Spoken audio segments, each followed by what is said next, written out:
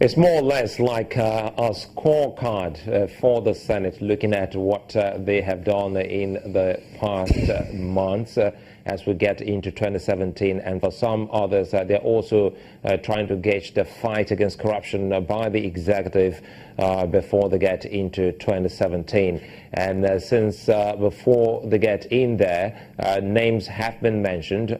And these are mere allegations, and many Nigerians will keep talking about this, and they say these are some of the issues, the big stories that will spill into 2017.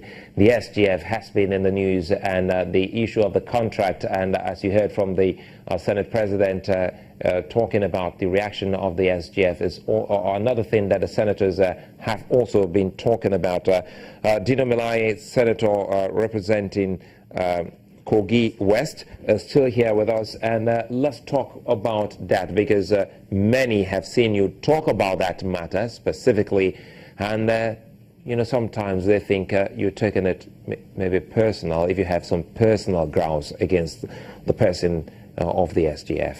Anyway, I'm going to speak not just as a senator, but I'm going to speak as a Nigerian and a taxpayer. I'm going to speak as a democratic evangelist, and I'm going to speak as an anti-corruption crusader. Putting together my thought from these perspectives, one will say that I am taking it not just personal, but very, very personal, because this money, the money involved, is my money. I'm a taxpayer in this country. And leaders, including myself, must be held accountable for every 1 naira that belongs to the public. We are only in a society where we promote criminality, stealing, and injustice. I'm not trying to sound insolent, but I expect that by now, or I expected that, the SGF should be on his knees on a daily basis, reading his Bible, and specifically Psalm 55, asking for the mercy of our Lord Jesus Christ. You're trying to pronounce him guilty when he's still innocent. I'm saying this because as a private investigator, I have my preliminary conclusions on this matter, and I can be taken up on this. Let's start with the argument of this: the SGF resigned or did not resign is not the bone of contention. The fifth schedule in the Constitution of the Federal Republic of Nigeria, 1999, as amended, is very clear that as a public officer, there should be no conflicts, there should be no abuse of office in the code of conduct of public officers. The argument by some planted individuals, some guys, some youths in this country, and some individuals have commercialized their consciences, and they've been used on social media, on some TV platforms, on newspaper, to convert position in favor of the SGF. But the question is this: we are not saying did he resign or not, but speaking to good conscience, if you were ever associated with a company, should the company do business under your supervision? It's not a matter of resignation. If you have ever been associated, affiliated, or part owner of a company, did the SGF have, should that company... Did he ever got a chance to speak on these The SGF queries? was invited 3 communications between himself and the committee, and they have acknowledgement for this invitation. And we have certified copies from... I presented those documents on the floor. Certified copies from the Corporate Affairs Commission. Certified copies from banks. So I don't know what else you want. Okay, a lawyer came on a platform and said the SGF wrote his lawyer 2015 that he was leaving. The SGF is an intellectually mobile Nigerian, is educated and sound.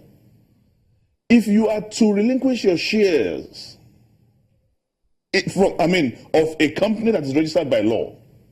Can a lawyer take the position of the Corporate Affairs Commission? Writing a lawyer that you're looking at shares, that can be any. You can sit in the comfort of your bedroom and write any date on a letter and say you send it a letter.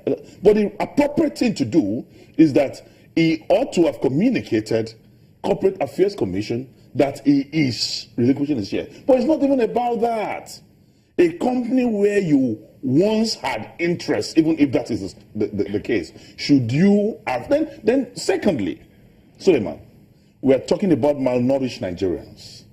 We are talking about Nigerians that are dying because they don't have food to eat, no Medicaid, no care. You need to see the situation of these people. I need to close up on this, because really, again, time is not our friend always on the show. But very quickly, now that the president has ordered a look into those allegations, how does the Senate feel on that?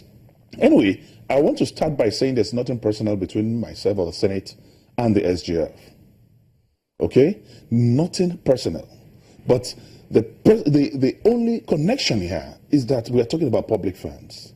And the Senate, by the Constitution of the Federal Republic of Nigeria, Section 88 and 89, have been empowered to investigate, oversight any money appropriated by it. And this money, you don't expect Nigeria and the Senate to keep quiet and refuse to investigate a matter because of the status of who is involved.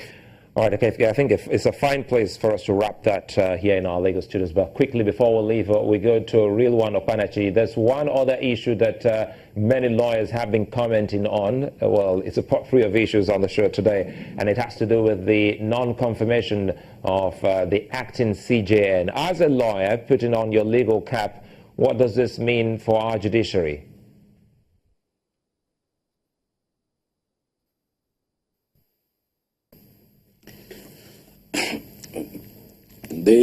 I think the non-confirmation of CGN is not the appropriate language to use in the circumstance. The issue now is there is a recommendation from NJC to the president, who has the constitutional power to appoint the CGN. The president, in his own wisdom, instead of appointing him as a substantive CGN and sending his name to the National Assembly, decided to tag him with a toga of acting, which is not common in our system. I think the only thing close to this situation was the appointment of Bukashua and one other person before her as acting, even while Justice Salami was still there, was still in the system. So what the president has done, to my mind, is